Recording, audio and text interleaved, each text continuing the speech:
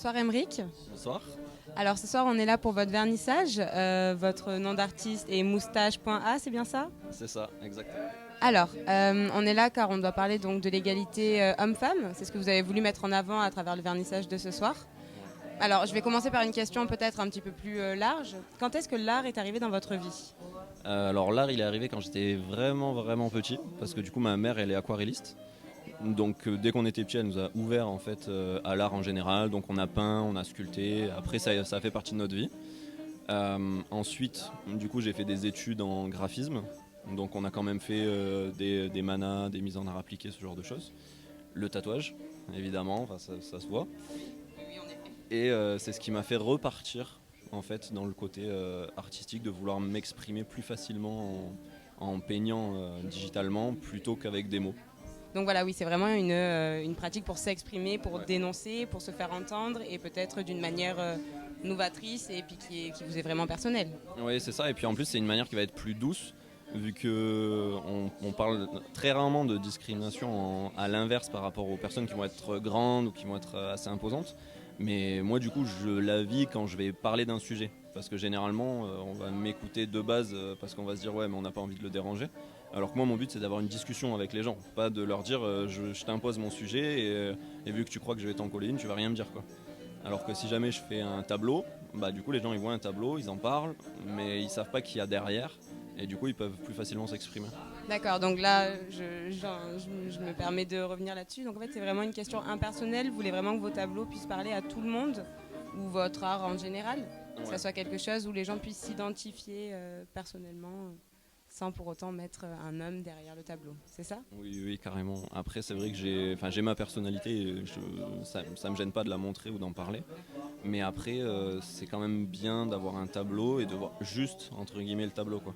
On voit pas la personne qu'il y a derrière, on sait pas ce qu'il a voulu exprimer, et tant qu'il y a quelque chose qui est ressenti, que ce soit en bon ou en mauvais, du coup on peut se dire qu'on a réussi entre guillemets. D'accord, super, super, merci.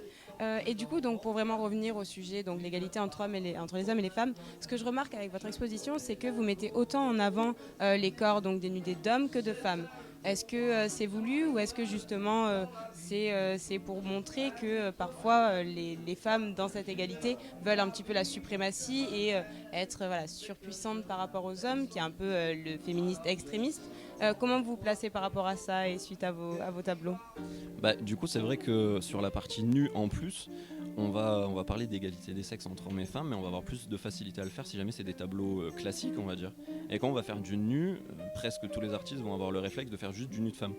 Comme si le corps d'une femme était beau et le corps d'un homme ne l'était pas. Donc, du coup, là, on a vraiment voulu faire une égalité dans ce domaine-là pour pouvoir dire non, autant le corps d'un homme qu'un corps de femme va être beau et peu importe le physique qu'on aura. Et il ne faut pas se dire juste il y a l'égalité partout. Par contre, quand on parle de nudité, c'est la femme d'abord, quoi. D'accord, oui, donc en fait vous dénoncez un petit peu une inégalité sur les corps nus masculins qui se doivent d'être musclés, parfaits et beaux en fait. Et qui un corps du coup d'un homme qui ne serait pas musclé, parfait, ne serait pas beau. C'est ce que vous essayez en fait de mettre en avant, c'est bien ça? Oui, il y a ça aussi, même si après c'est un peu ironique entre guillemets, vu que mes deux créas que j'expose, c'est des corps musclés. Parce que c'est plus difficile de mettre en avant, pour ma part, un corps non musclé, même si j'aimerais bien, parce que personnellement je n'ai pas un corps de dieu grec, et c'est toujours plaisant de se dire qu'on peut quand même réussir à faire quelque chose de beau. Mais déjà, juste d'avoir un 50-50, ça permet peut-être aux gens de se dire, effectivement, pourquoi est-ce qu'on parle tout le temps de nu de femme et pas de nu d'homme? On devrait juste parler de nu en général, et après choisir ce qui va nous plaire le plus, ce qu'on va pouvoir faire artistiquement, ce qu'on va pouvoir exprimer. D'accord. Bon, bah écoutez, merci beaucoup. C'est super intéressant cette nouvelle façon en fait de voir l'égalité qui est complètement différente de ce qu'on peut entendre basiquement sur l'égalité homme-femme, les pouvoirs équitables. Voilà, c'est super intéressant. Merci beaucoup en tout cas. Alors maintenant, on va passer à la deuxième exposition qui est donc de l'autre côté de la pièce où on se trouve, qui est en collaboration avec votre sœur. Vous avez fait 50-50, c'est bien ça? C'est ça, donc c'est Kerasumi. Donc oui, c'est ma petite sœur. Et du coup, on a choisi de faire une exposition en 50-50 avec des thèmes pareil sur l'égalité, 4 d'un côté, 4 de l'autre, et re 4 d'un côté, 4 de l'autre sur le pop et Star Wars. Pop et Star Wars, qu'est-ce que ça vient faire là? Dites-moi en plus. Bah, du coup, on avait tout d'abord créé des personnages de la pop culture. Donc on a Miyazaki, Louis de Funès, Rick Genest et Charlie Chaplin. Ah oui, très varié. Voilà. Et après, elle, du coup, de son côté, elle a répondu entre guillemets à mes créas avec Lady Gaga, Beyoncé, Marilyn Monroe et Frida Kahlo.